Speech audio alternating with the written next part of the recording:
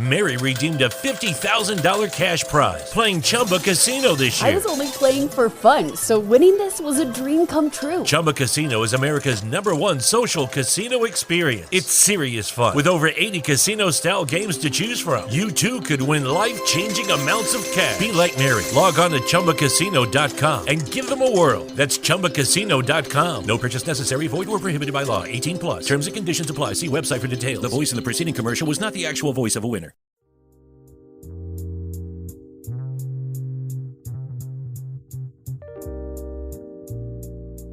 Hello, and welcome to the Proactive Caregiving Podcast.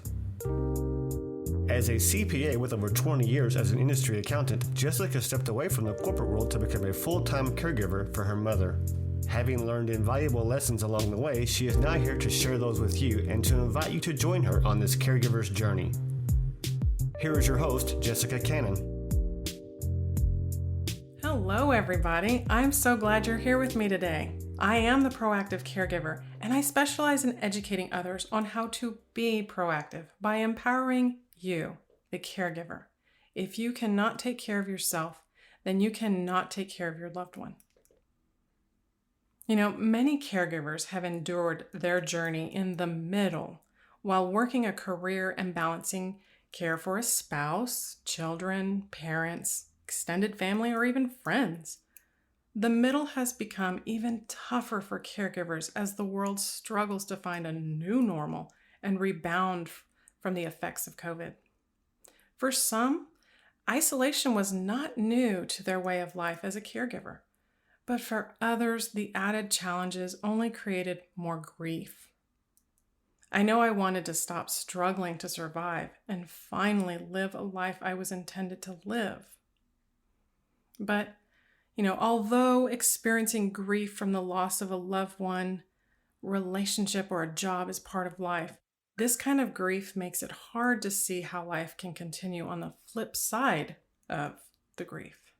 Feeling like you are losing yourself along this journey while you care for everyone else is somewhat normal. And even though it's very normal, there is a better way to step through this journey without losing ourselves. So I want to encourage, stop letting stress, anxiety, depression, frustration, and even anger control your emotional stability and wreck your physical health. Because men and women deal with stress in a different way. But overall, we all are touched by grief. And in 2015, the ratio of caregivers between women to men was a 60-40 split. During 2020, pre-COVID, this ratio shifted to include more men by a 51 to a 49% split. Even though men and women deal with stress differently, grief affects our heart in much of the same way through inflammation. The heartbreak of grief can increase blood pressure and the risk of blood clots.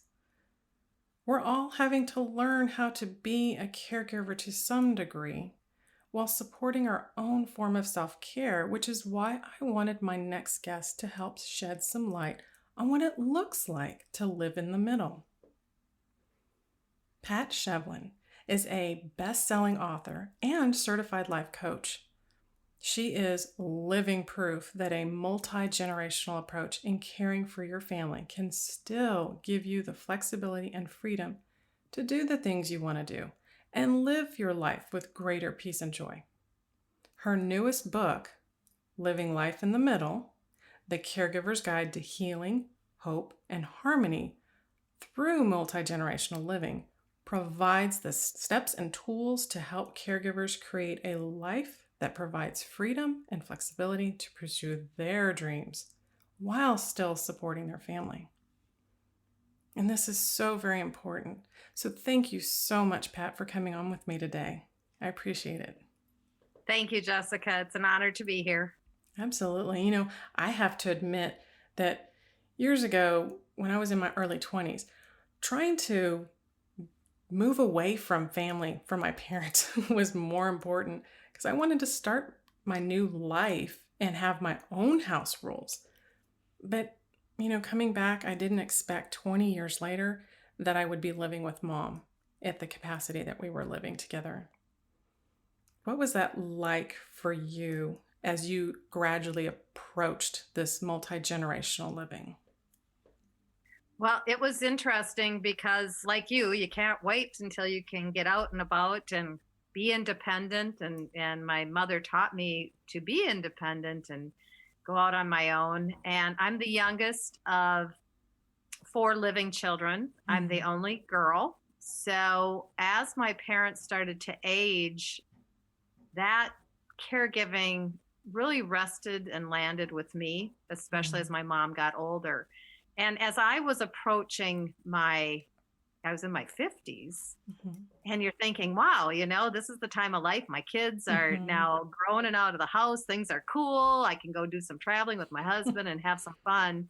And then all of a sudden, my mom just really started getting old. And it was a struggle for her to stay in her apartment. My dad had died 30 years ago. And it was a struggle. So it just naturally seemed the right thing to do. My husband and I said, why don't you move in with us? We'll invite you to move in with us if you would like to do so. And she realized that it was that time. So then all of a sudden now I have an elderly mom living with us, and it changed life. It wasn't that we had all that freedom and flexibility anymore. Of course, definitely changes life. And thankfully she was willing to do it, because I know that's another add to this, another scenario where not everybody's willing and ready to do that. Well, interestingly, she was willing, and we made it as an invitation. So it wasn't a forced issue. But once she actually moved in, and in your 80s, when you start getting older, to have that independence feel like it's gone. Right. She wasn't driving anymore. We went through a lot of challenging times, emotional challenging times, because she almost felt like she was forced into the situation and blamed me sometimes, that I wouldn't be here if you hadn't invited me, and it was one of those things where it's just like, you just need to take a deep breath and realize that it's the dramatic change in their lives. Right. And as a registered nurse and having worked with the elderly for most of my life, I understood that. But when you're the child and the caretaker, it can really take its toll on you, because you get frustrated and don't understand why they're mad at you when all you're trying to do is help them. Right. And that's definitely something I had to adjust to. It was hard to take it, when to know, was this meant personally? Which, of course it's not gonna be personal. It's just their way of adapting. I know I had a lot of comments that I got from my mom early on when she first moved in with us, that, it was kind of like, is this how it's gonna be? Are we gonna be fighting all the time? But it's that adjustment. We were both adjusting. Right. Just a quick story. I was helping a friend at the time. My friend's father wanted to stay at home, and he was challenging for all of his children. So they wanted to hire caregivers to come in. So I said, well, I could do that a few hours a week, right? No problem. He lived just right down the street. I said, I'd be glad, because I've known him my whole life, and I really enjoyed being with him and spending time with him. And I had an aha moment. He was my greatest life's teacher, because I realized that his family really struggled being around him and took everything personally that he said. But as going in as a caregiver who wasn't his family member, I just loved spending time with them, and I didn't take anything personally. So what my aha moment is I need to do that with my mother when she's not in a great mood, or when she's maybe, being crabby with me. I can't take it personally. And so then I would put on my caregiver's nurse's hat, and I would just kind of compartmentalize that I wasn't really caring for my mother right then when she was in that frame of mind. I was really taking care of an elderly woman who needed my help. And that helped me to not get too wrapped up into my own emotions, feeling like, why are you treating me this way? Right. It's interesting you say it that way, because I learned, and I had to do this same thing going forward. And at some point it was like, am I too detached? Am I trying to look at this at too much of an objective way? Like, this is my patient, no longer my mother. And so it was that challenge of being the good caregiver versus the good daughter. Yes. Yes. Perfect way to put it. Yep. Yeah.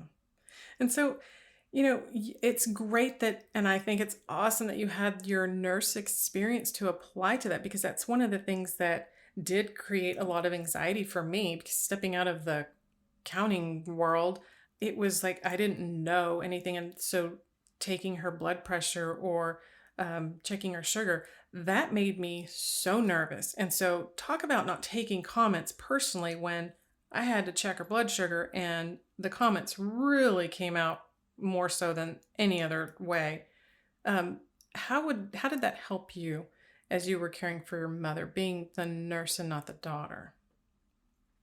I think, because I knew the medical background piece of it, but I also knew being a coach has helped also. I mean, everything that I've done in my life, but I knew when to kind of retreat a little bit, even when she needed, me to rub her feet or to do some kind of form of, bathe her and that type of thing, to allow her to have some decision making. Like, okay, if we don't do it right now, what about we do it in 15 minutes?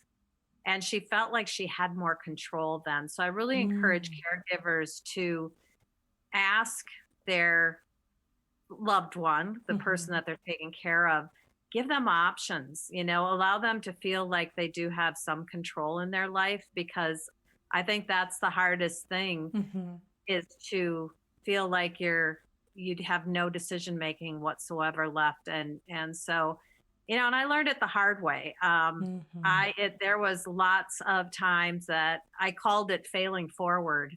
You'd fall forward and fall on your knees and just think, oh my gosh, and then I'd have to try it again. My mom lived with us for almost 8 years and just passed on January 16th of this year. So there was lots of times that I failed forward and we figured it out. And then as she started deteriorating more, things changed differently. And so you need to kind of have that flexibility and that ability to breathe and take care of yourself, is what you started talking about, is we need to take care of ourselves in order to be able to help our loved ones. Absolutely. You have this evolving new normal. And every time there was a new normal, I would build a routine where I had my morning workout and I had my private time before I stepped into the day with mom. And then we'd hit that new normal and that routine would get changed, and it kind of threw me off. And the more I felt like I was not starting the day in my normal routine, I could feel the tension between us more. And that new normal just kept adjusting it day after day after day. And it was like, it took a while before I learned the compassion, having compassion for her as she adjusted, but also giving myself compassion to adjust with her. Yep. Being kind to ourselves, and knowing that we're human and we're doing the best. And why we do this is because we are heart-centered. It is important for us to take care of we wouldn't do it otherwise. Right. And, so remembering that we're doing it out of the goodness of our hearts, even when our blood pressure is rising up or things are being taken away. Right. Right.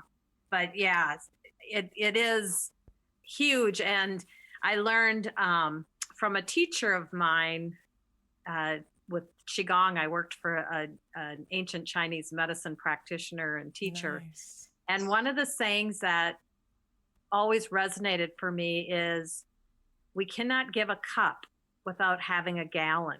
I don't know if it's old Japanese or Chinese saying, but it just made sense to me that when we deplete ourselves, which I certainly have done, I'm a caregiver. Absolutely. I'm, thinking I'm superwoman all the time, and I deplete myself and I wasn't able to give fully. And when I stepped back and thought, I need to have some time, I need a little bit of respite, I need a little bit of this I need to go for a walk. Right. Then I could replenish my gallon so that I could lovingly give that cup to her. Yeah. And to the rest of my family. Exactly. So you don't give, the intent is to give everything you have and give the best, but it may eventually be that bitter cup of water if you don't take care of yourself. Right. Yeah. Yeah. So you had your mother for several years. At what point did you transition to add in yet another generation to your caregiving journey? Oh, interesting. Well, when my mom moved in, my son actually was renting the lower level of our house. So we already had my husband and I, and then our son, who was a young adult at the time. Mm-hmm. And then we moved mom in. So we had 3 generations going on there. But, that was fine. But then my son met this wonderful woman, and she actually was kind of like an orphan. She was adopted from India. She was adopted by a single mother here in the States. Her mother had died. Her grandmother, her maternal grandmother and grandfather had died. So she was kind of on her own. She had an aunt and uncle and some cousins, but family was so important to her, because she never really had that solid foundation except for when her mom adopted her. So they said, well, maybe what we can do is buy a big enough home where we can house everybody. Right. And it was perfect because I was laid off. I was a corporate executive. And we had a couple of homes and a couple of mortgages. And it was like, wow, that kind of makes sense. That could help financially. My husband and I would keep our retirement home, which is north of us, but we could all get together. And so we really didn't think about the benefits beyond kind of a financial thing at the time. True. And so my son and daughter-in-law, they bought this large home that had a mother-in-law suite. And that's where my mom lived, was in this beautiful little suite where she had a little bedroom and a little TV room and a bathroom of her own. Nice. And what I found out over the years is this was so awesome, because if my husband and I wanted to go away for a weekend at our other home, I had built-in caregivers. They were willing to help out and stay with mom. And my mom didn't need like 24/7 care. She needed someone overnight. We didn't want to leave her overnight or to cook for herself. But she was ambulatory. She was able to get up and brush her teeth and dress herself. But I still wouldn't have ever left her alone. And so that actually, in the beginning years was wonderful, because it gave me respite to be able to get away once in a while. Yes, that's a very huge stress relieving benefit. Yeah. And then my son and daughter-in-law had a baby. One more generation. So that put us 4 generations strong. So we were pretty proud of that. But what's interesting, Jessica, is during the pandemic, in our neighborhood, we live in a little cul-de-sac outside in a bedroom community of the Twin Cities in Minneapolis, St. Paul. And we had 5 families that had some form of multi-generational living going on, or caregiving, because we had one family, because people lost their jobs. So we had one family where their daughter and her husband and their young son came and moved into the basement because, job loss and saving money. We had another where grandma did not live with them, but she came every day to do the caregiving of their young child so that the 2 of them could work from home. Nice. We have right next door, we have 4 generations where they brought in the 90-some-year-old great grandma. And so they have 4 generations just like we had. So, it was just like, I looked around and I thought, wow, this has really changed life. The statistics that you were talking at the beginning of the show, years ago, well, in my mom's time, it wasn't uncommon for all these generations to live together. They were farming communities. People were home on the farm, that type of thing. But then the Industrial Revolution, and then, people started working outside the home, and nursing homes were popping up all over the place. And we had assisted care and all of that. But times are changing. And now it's like we've almost like circled back to let's take care of our family and create that little village in our own homes again. And especially with COVID, where, people couldn't even go and visit their loved ones. Right. Oh, and that's very painful with all the uncertainty and everything that was happening. To not be able to see your loved one, that's just as stressful. Yes. And that's the thing, is just as you said, the way the industrial world changed us and we started stepping out of the home, then there was also this shift and change in the cultural perspective as do we have to have our loved ones live with us? And then it turned into more of this, oh, all you have to do is buy your long-term care policies and then your family's taken care of and you don't have to worry about that. But life continues to evolve and the way of living is more and more expensive. And sometimes people don't have the policy and sometimes they do. But even with that, the added benefit of having the close-knit family together is just it's amazing, and it gives so much more than just care. Right. My mom actually, because of being in our home, and I'm not saying that it was because I'm a nurse or anything, but I think it was because she could be in a home environment and surrounded by family. She Right. graduated from hospice twice. In fact, we were just going to put her on her third stint, like a few days before she passed away, which was, and I mean, she was 96 years old when she passed in January. So she's had a beautiful life. Right. But I really believe that, those couple of times she kind of took turns for the worse. We put her on hospice. And then because of the care that she was getting and being surrounded by family, she actually healed from that and, got kicked off of hospice. She graduated. A different kind of graduation. And that's what happens with all that added extra care, and especially with your loved ones nearby. I can see that's exactly what would happen. Yeah.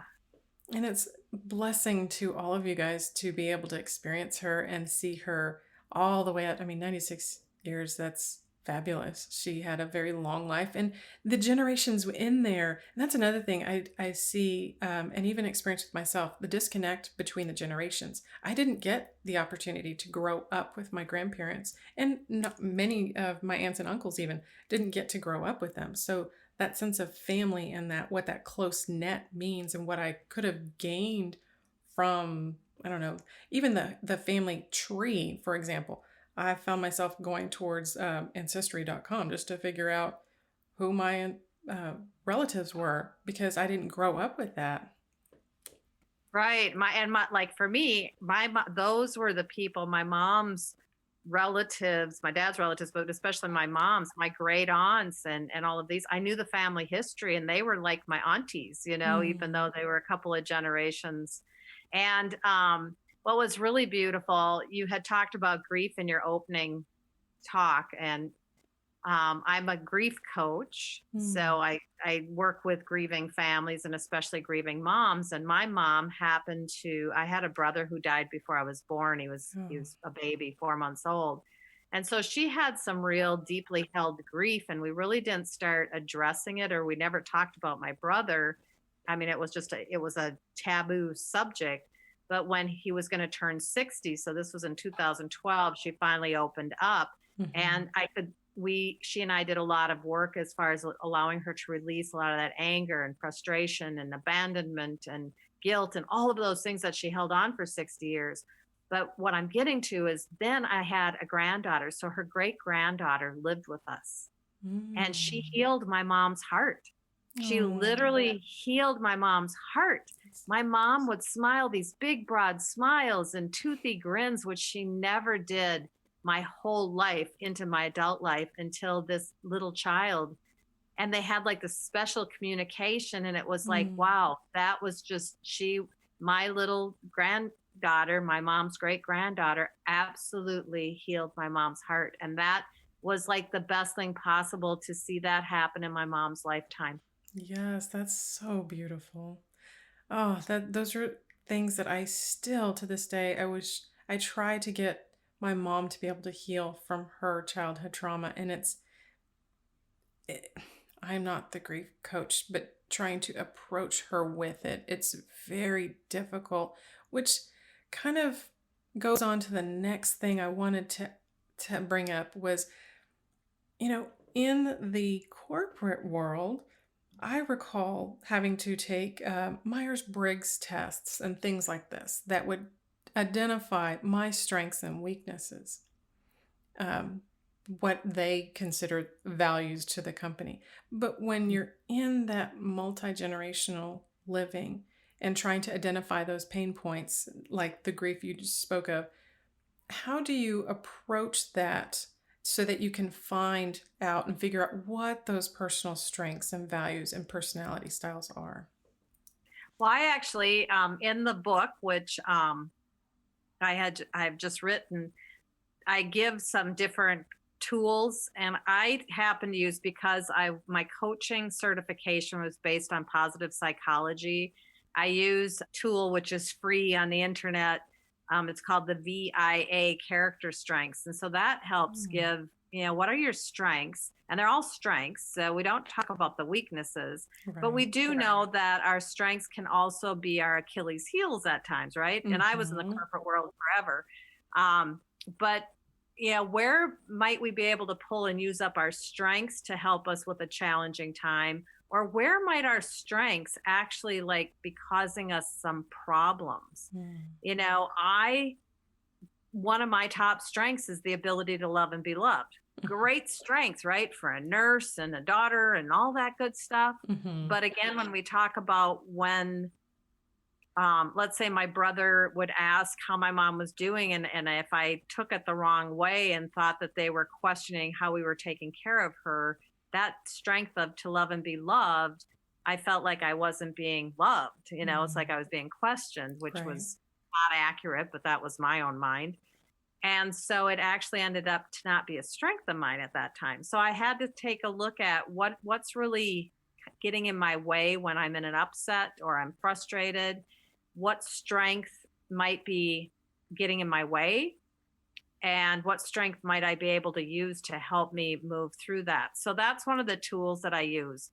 I also have a wonderful woman who I met through a mastermind program where we were writing books, and Robin Wynn, and she taught me about human design. And human design is this really fascinating, you can run these human design charts, and it's based upon your birthday, the time of birth, where you were born, and it's like a part of the Chinese I Ching. It's part of astrology, Kabbalah. It takes all of these different resources and kind of pulls them together and gives you who your human design is, who you came here, who you were born to be.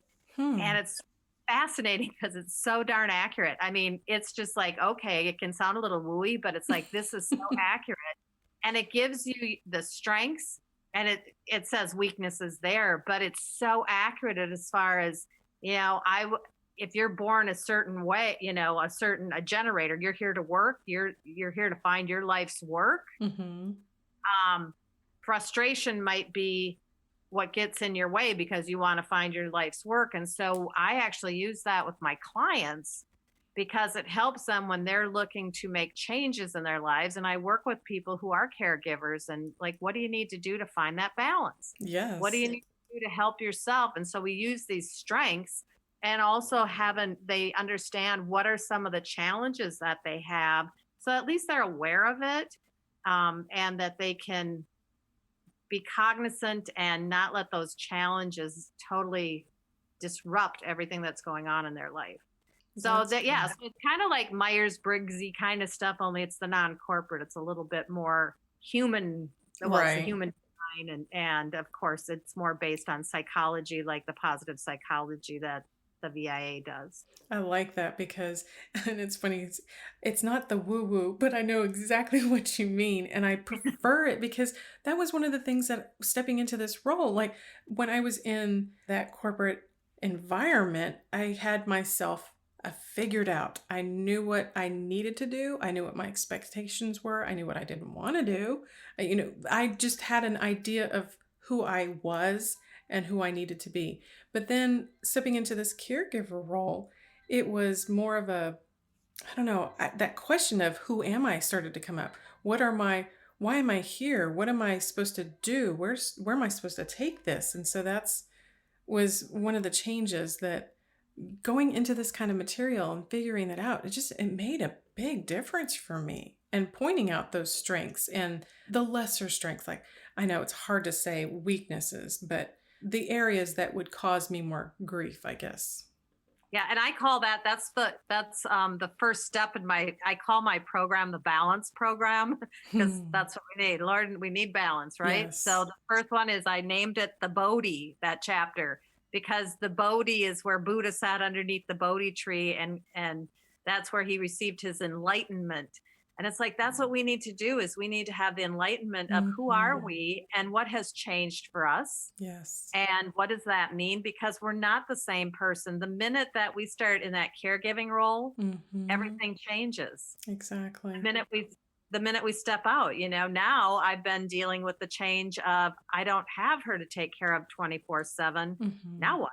Yeah, right? Right. And right. how do I fill some of that time and all of that? So it's very helpful to be able to assess where we're at. And I also have people do like life assessments and surveys and emotional barometer surveys just to see so that they have a good idea what's my foundation, where am I starting, what's the baseline, Right. as we're working through various steps so that you know what you can kind of be working on and see small wins. For caregivers, a Yes. small win might be that, oh my gosh, I had enough time to go take a tub bath. Yes, exactly. Those are definitely, and you can't diminish that. That is what it is, and it brings all kinds of benefit for your moods, even. Yes. My walks are my sacred journeys. Yes. Oh, I absolutely agree with that. And the breeze from the air, the sound of the birds, even the feel of the sun on my skin, walks are very transformative for me. Yep. Yeah. But getting the time to do it is another challenge. Or making the time for it. That is it, is structuring and trying to carve out those minutes and carve out a few minutes here and a few minutes there. Pretty soon you might actually have 30 minutes, to Right. spend. So as you help the clients figure out their strengths and their values, is it possible for them to do it together as that multi-generational family? Or because at some point, once you figure out what your personality type is and what your strengths are, then you have to start to address, okay, now that I know who I am and what my strengths are, I need to set some boundaries in place. So how do you help the clients be able to set some boundaries around in that multi-generational living style? Good question. That's where some of those where I failed forward a lot. I think when you find yourself in an upset and it's kind of a repetitive one, like something is just irritating you, and it's the same thing that's irritating you again and again and again, because face it, you're living in a multi-generational family, even if it's two of you, your parent and yourself. And if you find things that are continually kind of annoying you or creating an upset within you, then it's time to sit back and say, okay, what's going on here? And how might I be able to create a boundary? What would a boundary look like that would help me not get into that upset? What would that look like? So in our multi-generational home, and I speak about this in my book, and I just want people to know that if they want the book, I'll give you the link. They can get a free ebook on that. Nice. So it gives you all the information to do this on your own. I have a granddaughter, right? And so I have a son and a daughter-in-law, and they're mommy and daddy. And it would be very easy to give my opinions or share my wisdom or lack thereof of taking care of my granddaughter. And that was a boundary that I had to put in place so that I knew that I wasn't stepping in over their boundaries and that I needed to be grandma. I'm not a parental figure. I'm grandma here. Right. And that's a little bit different. I'm supportive. I'm here to help support them. But that was a boundary that when you're living together, because it would be very easy to start kind of taking over. Yeah. And so that was one of the boundaries. And when you have a family member that you're caregiving, and let's say other family members, they want to come visit or whatever the case may be. And this one's a tough one because I never wanted my brothers to feel like they couldn't come see my mom because we absolutely had the open door. It's like, this is her home. You can come visit her. But it's like tentatively, like could you give us a call maybe an hour ahead of time or what? Because it still is the home. Right. And we have a lot of things going on, or if we were having other guests there. So just so that there was some understanding. And so some of those were boundaries, and it is being careful of how we set the boundaries to come in and lay the fence down, put the poles up and say you're not going to cross this and be very hard about it is not probably the best way to go. But it's really sitting down and figuring out fluidly how you all can make this work. Right. And that's where sometimes the family drama flares up, where those boundaries are not identified, or if they are, they're not respected. And so fighting for space and trying to claim space within that multi-generational, that's where it starts to become a little bit more hard to deal with. Absolutely. And I'm on many Facebook pages or groups where people, it's stressful taking care of your family member like that 24/7. You know that, I know that. Yes. And so I can see the stress and the strain. And I would just encourage that, hold a family meeting. Do it so that, everybody is there and can really talk about it, and doing it with, breathing deeply and calming yourself before exploring what boundaries need to be put in place, because generally people will come together. They're going to help each other, and having the person that you're caregiving can be a part of that. That allows them to have some, say in how things could be. So like with my mother, sometimes she just didn't feel like she was up to going out. And so I encouraged her that she needed to be the one, not leave it to me to tell my brothers that she wasn't up for it, but that she actually, because she was being heard differently than if I would have said, she's not up for going out, it could have been taken negatively. Right. But having my mom and being there to support her, they understood that better and acknowledged it and, agreed to it. So, but it really is about trying to do everything as gracefully as possible, but not giving in and just becoming where you're giving, and you're not getting Right. that relief and that breath that you need to be a strong caregiver. Right. Because a lot of that constant giving and feeling like you're giving in and not being able to have your boundaries respected, that's what creates a lot of resentment. Absolutely. I've been there, done that. And once you start down that kind of road, and then you have bigger emotions and other triggers that come into this. So how do you recommend for your clients to deal with those negative emotions within their family? Well, I think I have a couple of different tools in there. I think that we're all born with beautiful hearts, and you look at a little baby and we're all good and just, in my mind, God's little creations, right? Right. And, we get into these families, and then we may, even as children, have border wars and things like that, just because of where we are in the family setting or whatever trauma's gone on within our own families. But I encourage that if you're having difficulty with someone, is to see them as a little child.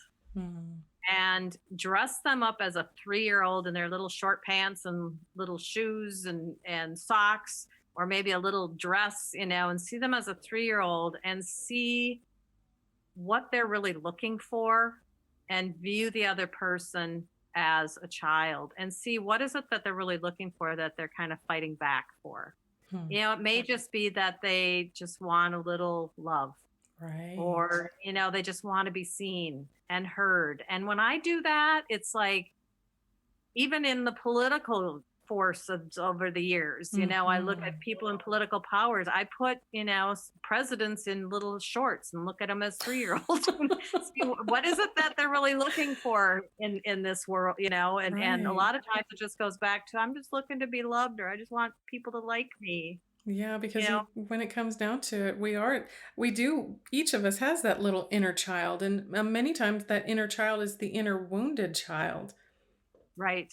And I love the way you said that, because when I did this a couple years ago, struggling with one of my siblings, I would pray to God and say, please help me see her the way you see her, so that I stop seeing her as whatever it was at whatever the negative emotion was at that time.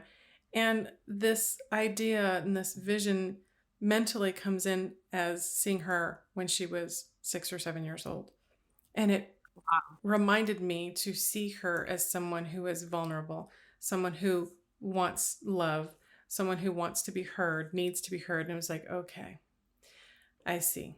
I get this now.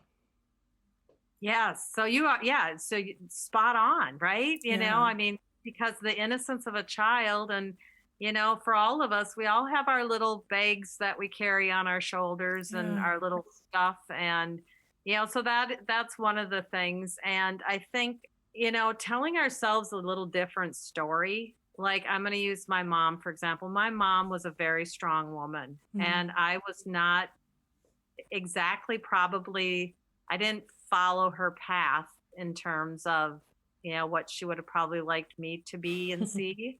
I was a wild child when my parents got divorced. I was, you know, very obstinate in my own way and challenged her in a lot of ways. But I saw her as very controlling and judgmental and all these different things. And when I started, especially when I was writing this book, I thought, you know, I created that. I created her need to be that way because I wasn't behaving in a way that was going to be helpful. So I was behaving in a way that she had to be a bit more controlling. She needed to judge what my actions were and hold me to account. And once I started looking at that, I'm like, wow, you know, what a gift she gave me, and that I had as big a part to play in my perception of her as she did, you know, and it helped me to look at her very differently, and also to see, wow, that if I would have been her in her shoes, taking care of me as a 15-year-old, man, I don't know how she did it. And she still loved me through it, and still loved me until she died at the age of 96 and a half, you know? Right. So part of it is just kind of reframing and retelling our story in a way that, you know, putting ourselves in the other person's shoes, seeing them as a small child.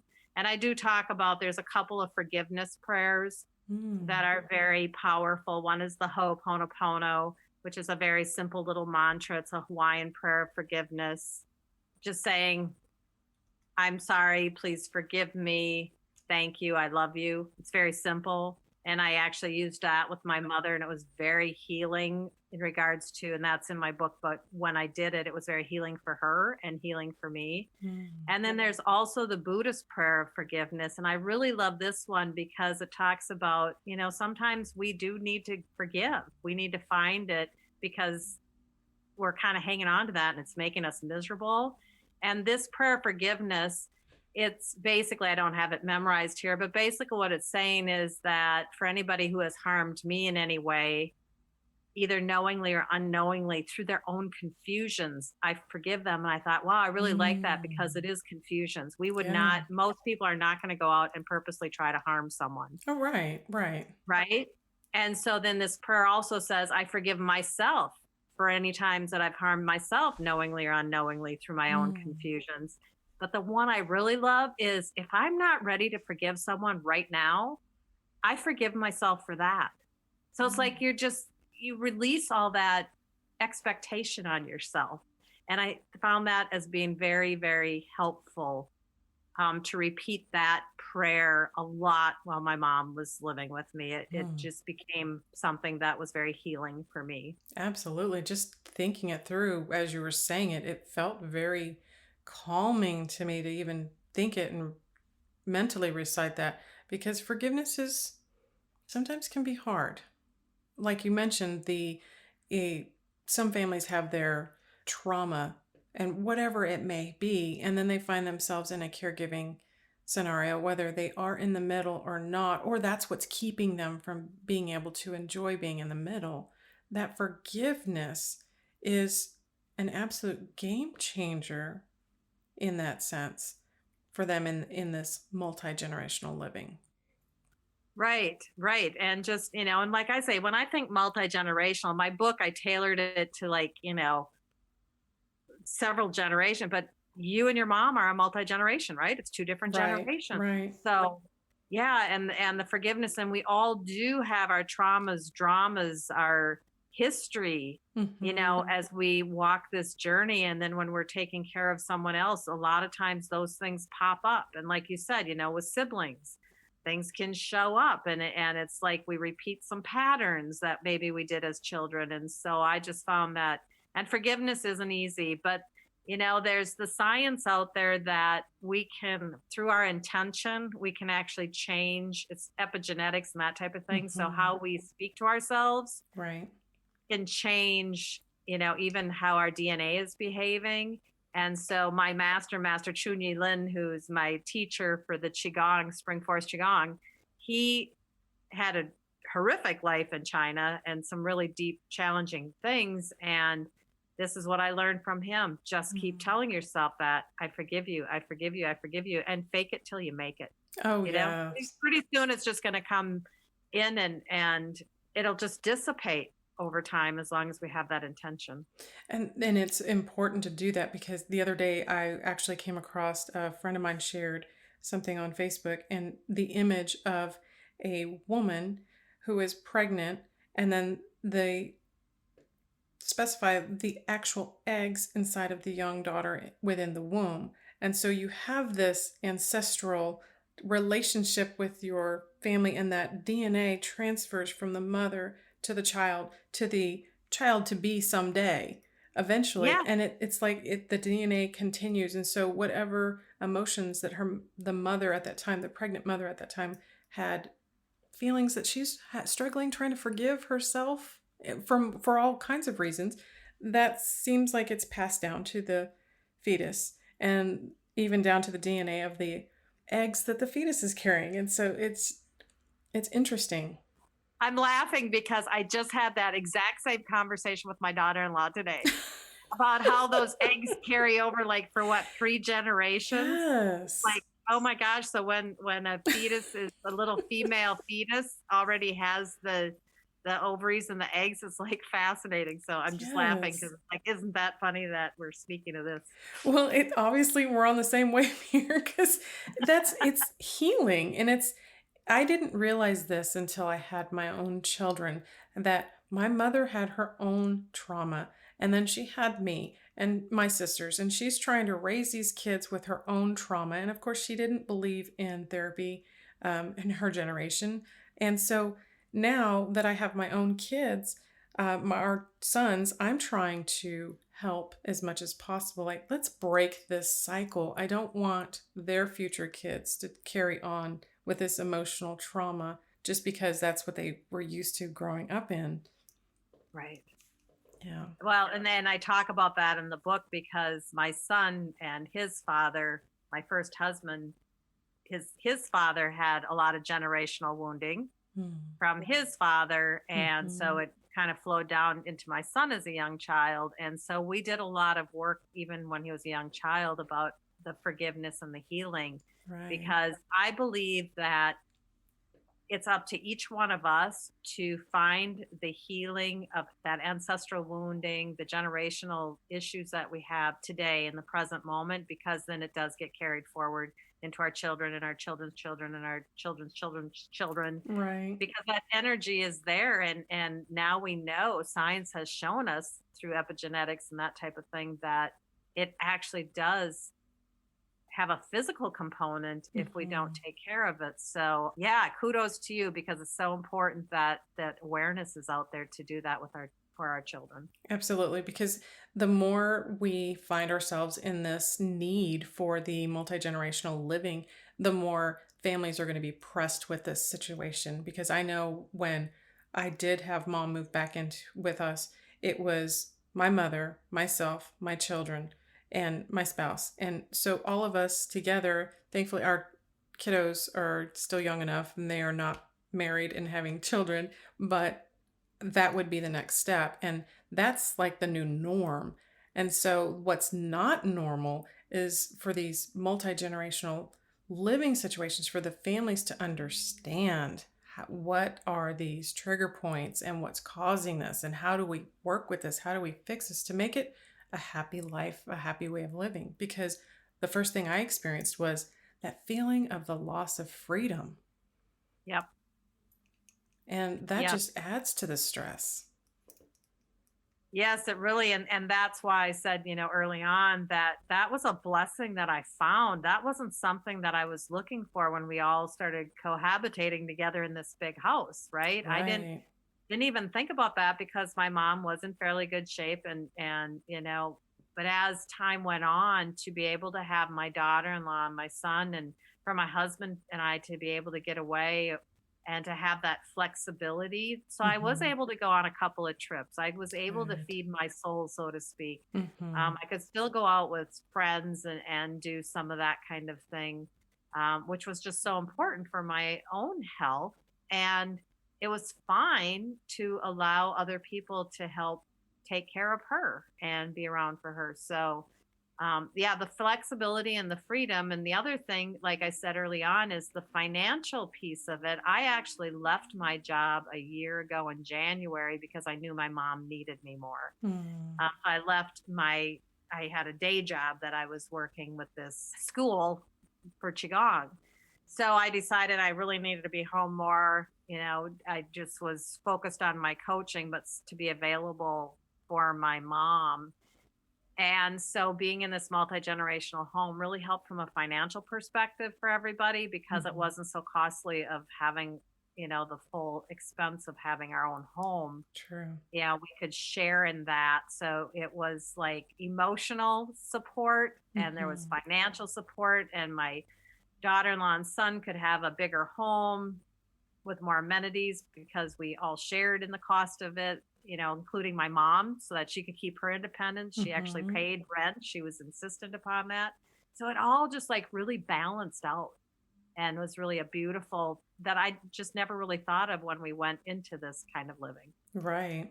Yeah. And I think it's great because now I love the benefit from great grandmother to granddaughter, that great granddaughter, that there was an actual opportunity to exist together and connect, especially the way that it turned out for your mother.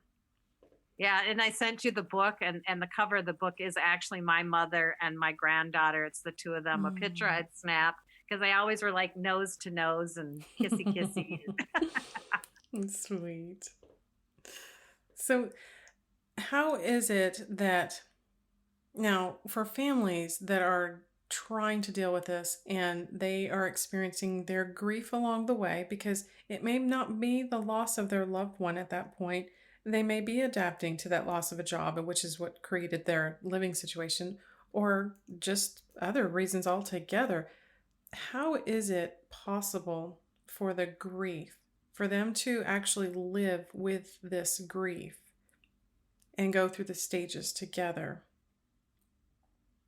Well, I think as families, and especially being a grief coach where I work with people who have experienced, the devastating loss of a child and that type of thing, we won't go on the same, there's no linear pattern to grief. Mm-hmm. It's ups and downs and all arounds. It's a roller coaster of emotion. Mm-hmm. And you're right, grief, because we lose our independence as if we're the elders being taken care of. Mm-hmm. And we lose the physical capacity to do things. My mom lost her eyesight in one eye. She lost her hearing. She lost the ability to be able to walk freely without a walker. Mm. All of those kind of things, and her independence of living alone. And I lost the ability to just be able to be freewheeling and think, okay, I'll just work and then I'll go play. I have other responsibilities here. Mm-hmm. So there's lots of different that different forms of grief.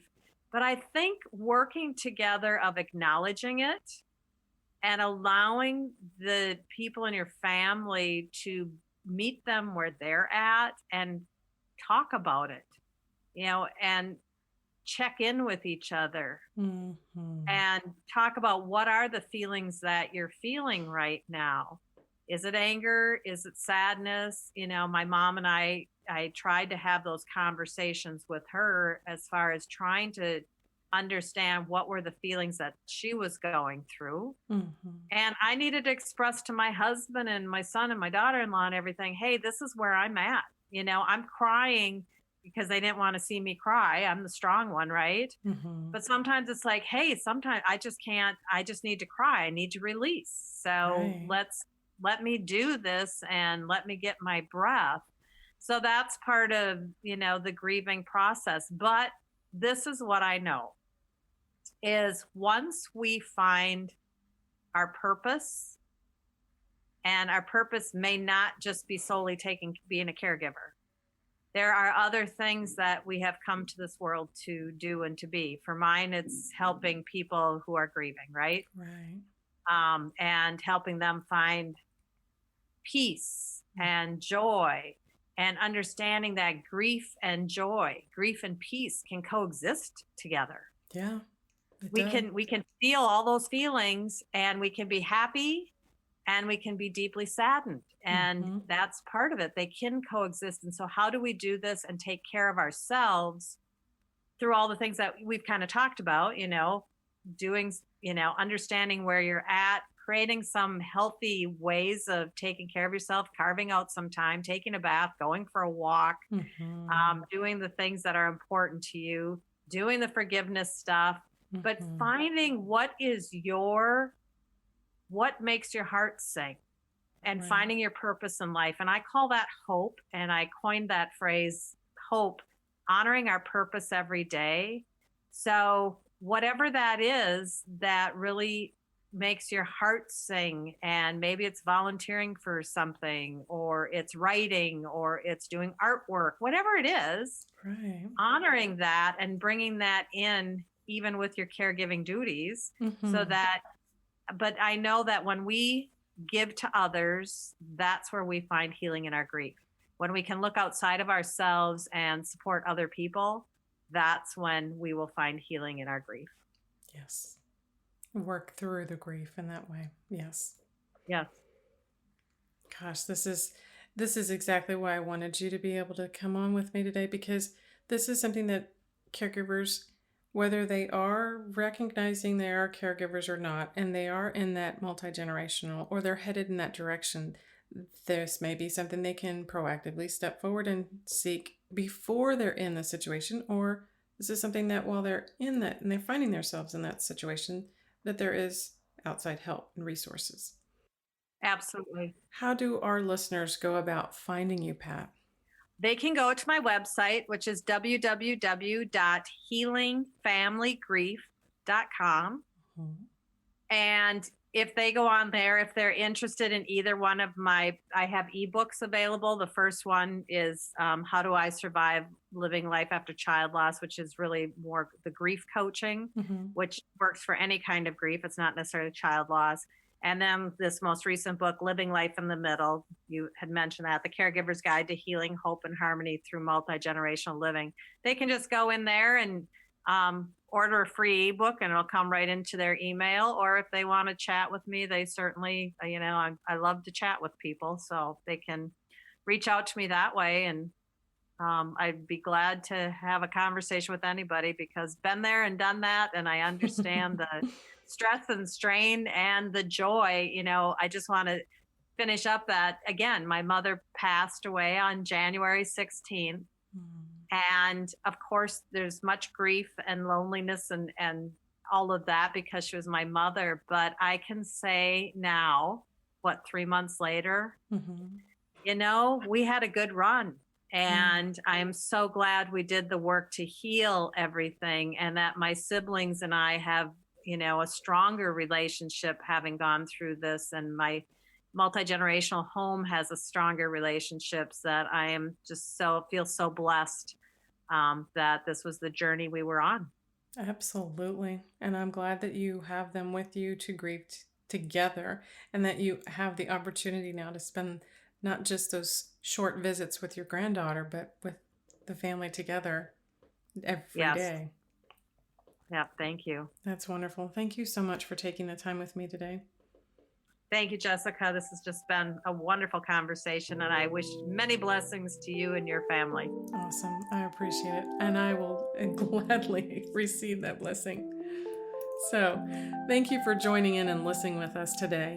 You can find more about this topic on the blog at jessicalazellcannon.com. We'll also have links for Pat's information if you missed any of that. I hope this gave you more food for thought. And until next time, be proactive.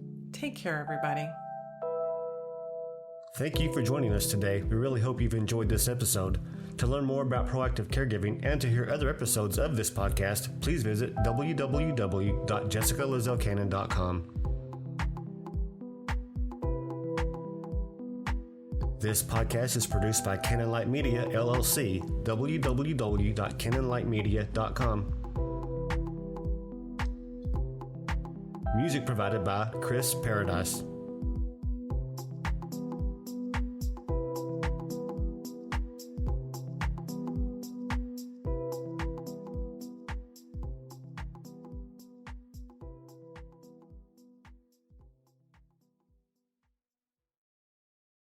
Lucky Land Casino, asking people, what's the weirdest place you've gotten lucky? Lucky? In line at the deli, I guess? Aha, in my dentist's office. More than once, actually. Do I have to say? Yes, you do. In the car before my kids' PTA meeting. Really? Yes. Excuse me, what's the weirdest place you've gotten lucky? I never win and tell. Well, there you have it. You can get lucky anywhere, playing at LuckyLandSlots.com. Play for free right now. Are you feeling lucky? No purchase necessary. Void where prohibited by law. 18+. Terms and conditions apply. See website for details.